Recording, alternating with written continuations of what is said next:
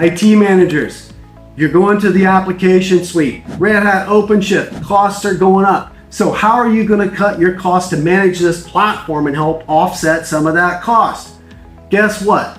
There's a couple ways you can do that. And again, we've talked about this in other videos, but very specifically, cost reduction. Number one, there's a decent chance you're over licensed. How are you going to figure that out? Well, you're going to call us and we're going to help you walk through that in terms of what are your app point requirements based upon your actual user needs? Are your security groups configured correctly for the current usage and the way the application suite works versus the 7.6 series product that you're coming from?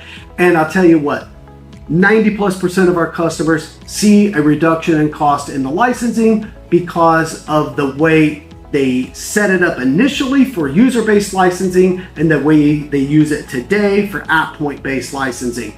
And so that's going to reduce cost. The second one, database licensing. If you're not already on DB2, there's your second big opportunity. Reduce the license cost from a database management perspective. Utilize the no additional cost DB2 licenses that come with the application suite and get some savings out of this technical lift and shift upgrade and offset that cost of the Red Hat OpenShift platform going forward. Want more opportunities? There are more. Would love to talk to you in depth about it and figure out for your specific setup and the way you're doing business, what those opportunities look like. Give us a call, shoot us an email, get ready with Banetti.